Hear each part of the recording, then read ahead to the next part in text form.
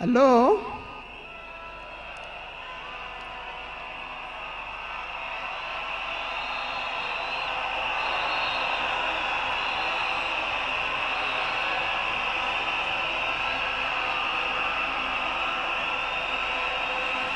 Thank you. Thank you. Thank you. To His Excellency, the President of the Republic of Kenya, His Excellency William Samoei Ruto, and Her Excellency Lady Rachel Ruto, the former President, President Uhuru Kenyatta,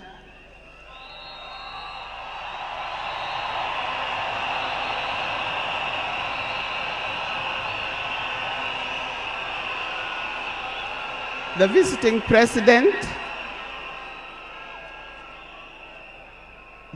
president, past and present, the deputy presidents,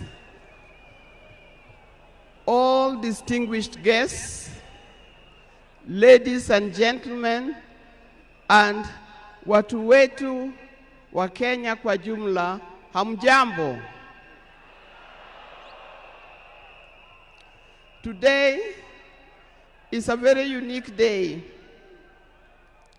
It is not every day that I would be standing here to say something to the nation and to the world about my dear husband, Raila Amolo Odinga.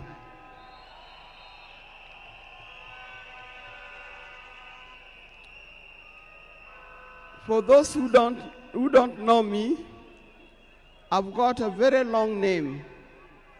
They call me Canon Dr. Ida Betty Odinga, EST. Now, these names don't just come like that, but they are names that are given. I cannot forget the name that the public has given me called Min Pin.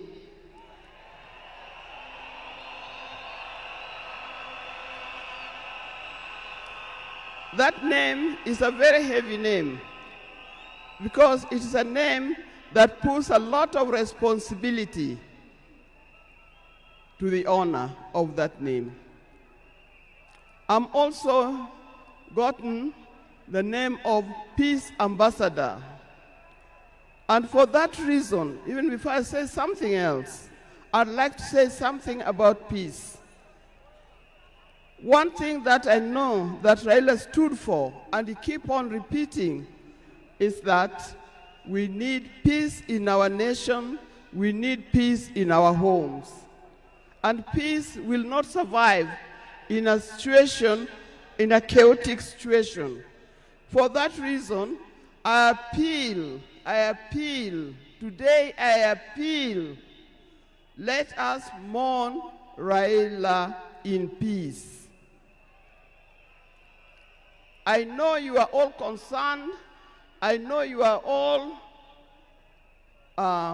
mourning, you are sad about this, but let's keep peace so that the peace can prevail, not only here in the stadium, but also in the rest of the country. Coming to talk about my dear husband, Raila Amolo Odinga. I first met Raila way back in the early 70s, and we got married in 1973. For that reason, I've lived with this man for 52 years. Many of the people that I see or who are in this stadium could have easily be our children. No wonder you call him Baba. That name did not come from nowhere, but came from the experience and the life that he has lived with and relationship that he has had with some of these people.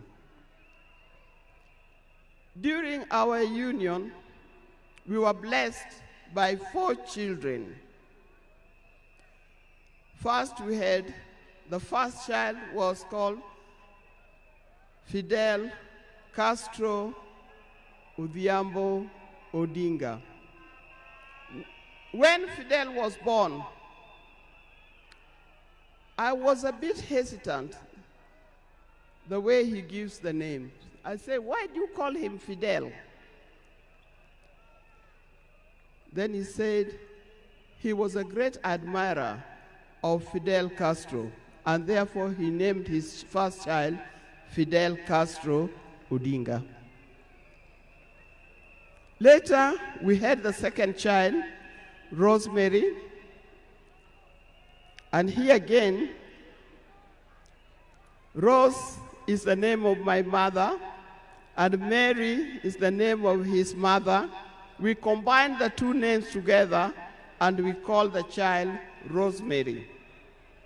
It also has a meaning to us.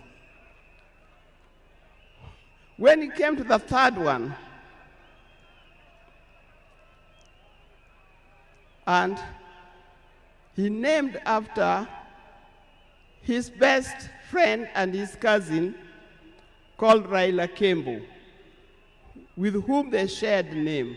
So we ended up with Raila Oginga Odinga. Last, there was a big gap, and I'll explain to you. Last came the 4th child. The 4th child, when I went to the hospital, and you know those mothers, well, you know, you end up somewhere in labor ward. And I was watching the television. And on the television, that's the time when Nelson Mandela had come out of prison. It was he's been there for 27 years. Raila also had been in prison, but that's not why we named her Winnie.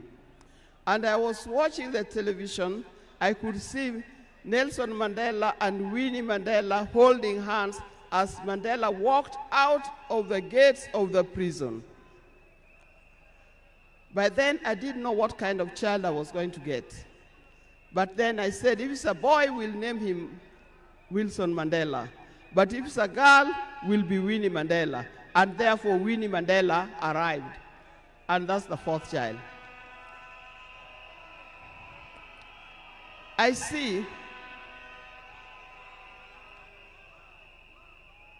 when you look at this naming of the children,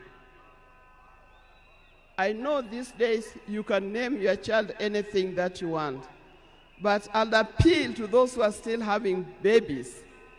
Give your child a meaningful name, because you name them people you never saw, you never heard of, simply because it saw the name written somewhere. There's nothing wrong with giving our children the names of the people who in our lives we think are the heroes. Our life was not smooth life. Just like any other family, there's been ups and downs. But as we continue living together, we've learned how to cope, because we all have weaknesses and strengths. We learned to talk straight to one another. We learned to speak the truth, and we learned to forgive and move on. Now, that forgiving spirit was not only in the home, but is something that has spread to the Kenyan. You've seen how many times he has tried in the elections, but that forgiveness is paramount. So please don't carry grudges from one generation to another and from one group to another. We are all Kenyans, We are all Kenyans. We are sisters and brothers. We must learn to forgive easily and build together Kenya.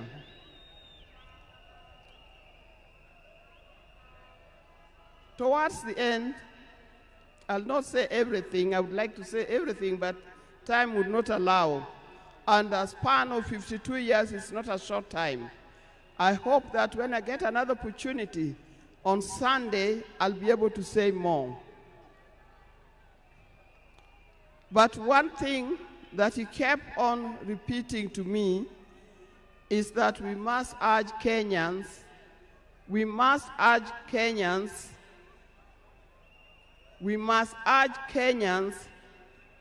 to live in peace. He kept on repeating that. We must repeat it to our Kenyans. We live in peace. Raila hated dishonesty. He hated dishonesty. He hated greed.